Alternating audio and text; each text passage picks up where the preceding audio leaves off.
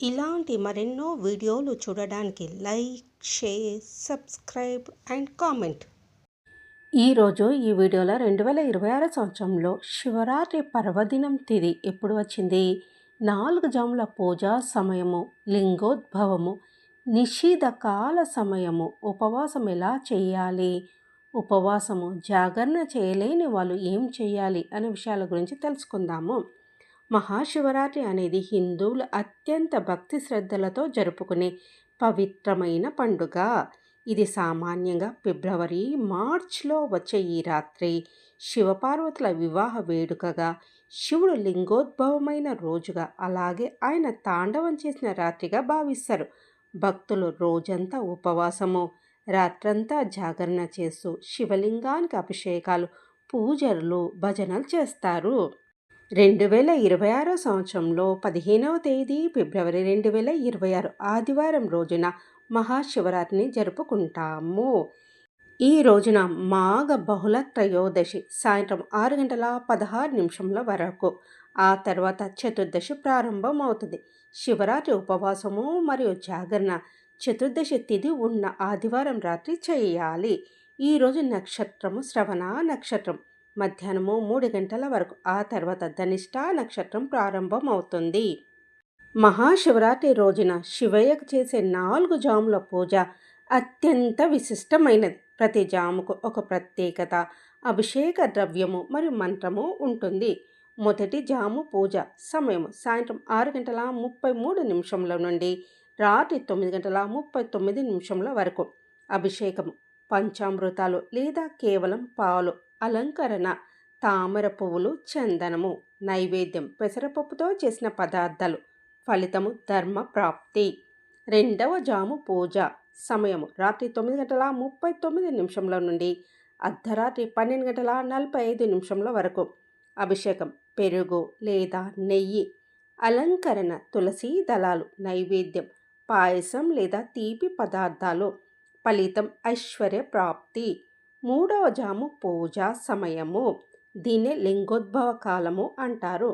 సమయము అర్ధరాత్రి 12:45 నుండి తెల్లవారుజామున 3:51 వరకు. దీని విశేషము, ఈ సమయంలో లింగోద్భవ కాలాభిషేకం జరుగుతుంది. అభిషేకం తేనె, అలంకరణ బిల్వ పత్రాలు. నైవేద్యం నువ్వులతో చేసిన పదార్థాలు లేదా పండ్లు. ఫలితం జ్ఞాన ప్రాప్తి.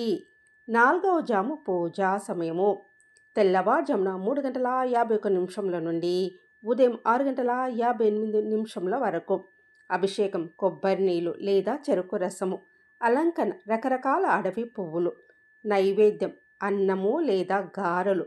ఫలితం మోక్ష ప్రాప్తి. ఈ 4 జాముల పూజలో పాల్గొనేవారు లేదా ఇంట్లో చేసుకునేవారు ఆ రాత్రంతా నిద్రపోకుండా శివనామ స్మరణ చేయడం వల్ల 1000 ఏండ్ల తపస్సు చేసిన ఫలితం దక్కుతుందని పురాణాలు చెప్తున్నాయి. నిషిధ కాల పూజా సమయము, దీన్ని లింగోద్భవ సమయము అంటారు. అర్ధరాత్రి 12:15 నుండి 1:06 వరకు. మొత్తం సమయము సుమారు 51 నిమిషాలు. పురాణాల ప్రకారము ఈ నిషిధ కాలంలోనే పరమశివుడు బ్రహ్మ, విష్ణువుల మధ్య కోటి సూర్యుల ప్రభతో సమానమైన జ్యోతిర్లింగంగా ఆవిర్భవించారు. ఈ 51 నిమిషాల వ్యవధిలో శివలింగానికి అభిషేకం చేయడము, శివనామ స్మరణ చేయడం వల్ల జన్మ జన్మల పాపాలు తొలగిపోతాయని భక్తుల విశ్వాసము. ఈ సమయంలో ఓం నమః శివాయ అనే పంచాక్షరి మంత్రాన్ని లేదా మృత్యుంజయ మంత్రాన్ని జపించడము అత్యంత శ్రేయస్కరము. ఈ సమయంలో వీలైతే శివలింగానికి పాలు, తేనె లేదా పవిత్ర జలంతో అభిషేకం చేయాలి. మారేడు దళాలతో పూజించడము శివుడికి అత్యంత ప్రీతి పాత్రము. ఈ సమయంలో నిద్రపోకుండా భక్తితో చేసే జాగరణ వల్ల సంపూర్ణ శివరాత్రి ఫలం లభిస్తుంది. ఈరోజు ఉపవాసం ఎలా చేయాలో తెలుసుకుందాం. ఉపవాసం ప్రారంభించే ముందు ఉదయం స్నానం చేసిన తర్వాత దేవుడి ముందు దీపం వెలిగించి, ఈరోజు నేను భక్తి శ్రద్ధలతో ఉపవాసం ఉంటాను, నా సంకల్పాన్ని నెరవేర్చే శక్తిని ప్రసాదించే తండ్రి అని మనసులో కోరుకోవాలి. ఉపవాస రకాల గురించి తెలుసుకుందాం. నిరాహార ఉపవాసం, రోజంతా నీరు కూడా తాగకుండా ఉండడం, ఇది కఠినమైనది. జలాహార ఉపవాసం, కేవలం మంచినీరు లేదా కొబ్బరి నీళ్ళు మాత్రమే తాగుతూ ఉండడం. పలహార ఉపవాసం అనగా పాలు, పండ్లు లేదా కొంచెం అల్పాహారం, ఉప్మా లేదా సాబుదానా వంటి తీసుకుంటూ ఉండడం. వృద్ధులు, అనారోగ్యంతో ఉన్నవారు, గర్భిణీలు ఈ పద్ధతిని అనుసరించడం ఉత్తమము. ఉపవాసం రోజున ఉల్లి, వెల్లుల్లి, మాంసాహారం మరియు మసాలా పదార్థాలకు దూరంగా ఉండాలి. వీలైనంత వరకు తక్కువగా మాట్లాడాలి. మనసులో దైవనామ స్మరణ చేస్తూ ఓం నమః శివాయ అంటూ ఉండాలి. ఉపవాసం ఉన్న రోజున పగటిపూట నిద్రపోకూడదు. ఇది వ్రత ఫలాన్ని తగ్గిస్తుందని చెప్తారు. శివరాత్రి రోజున ఉపవాసంతో పాటు జాగరణ కూడా ముఖ్యం. రాత్రి 4 జాముల పూజను చూస్తూ లేదా శివనామ స్మరణ చేస్తూ గడపాలి. శివరాత్రి మరుసటి రోజు స్నానం చేసి దేవుడికి నైవేద్యం పెట్టి ఆ ప్రసాదం తిని ఉపవాసాన్ని విరమించాలి. దీన్నే పారణ అంటారు. ఉపవాస విరమణ సమయము 16వ తేదీ ఫిబ్రవరి 2026 సోమవారం ఉదయం 7:08 నుండి మధ్యాహ్నం 3:31 లోపు ఉపవాసాన్ని విరమించవచ్చును. ఈ రోజున ఉపవాసము జాగరణ చేయలేని వాళ్ళు ఏం చేయాలో తెలుసుకుందాం. వయసు రీత్యా, అనారోగ్యం వల్ల లేదా ఇతర అనివార్య కారణాల వల్ల పూర్తి స్థాయిలో ఉపవాసం జాగరణ చేయలేని వారు అధైర్యపడాల్సిన అవసరం లేదు. భక్తికి ముఖ్యం భావం కానీ కేవలం శరీరాన్ని కష్టపెట్టడం కాదు. రోజంతా ఏమీ తినకుండా ఉండలేకపోతే పాలు, పండ్లు లేదా పండ్ల రసాలను తీసుకోవచ్చును. సాబుదానా, కిచిడి, ఉడికించిన దుంపలు లేదా ఉప్మా వంటి సాత్విక ఆహారాన్ని ఒక పూట తీసుకోవచ్చును. దీన్ని కూడా ఉపవాసంగానే పరిగణిస్తారు. ముఖ్యంగా అనారోగ్యంతో ఉన్నవారు, మందులు వాడేవారు ఖచ్చితంగా ఏదో ఒకటి తిని తీరాలి. రాత్రంతా మేల్కోవడం వీలు కాకపోతే కనీసం మొదటి జాము లేదా రెండో జాము వరకు అంటే 12 గంటల నుండి 1 గంట వరకు మేల్కొని శివారాధన చేయవచ్చును.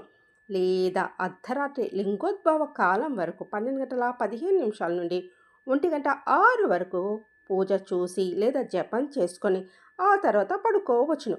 నిద్రపోయే ముందు మనసులోని శివుడికి క్షమాపణ చెప్పుకొని నా శరీరం సహకరించడం లేదు స్వామి, అందుకే నిద్రిస్తున్నానని ప్రార్థించాలి.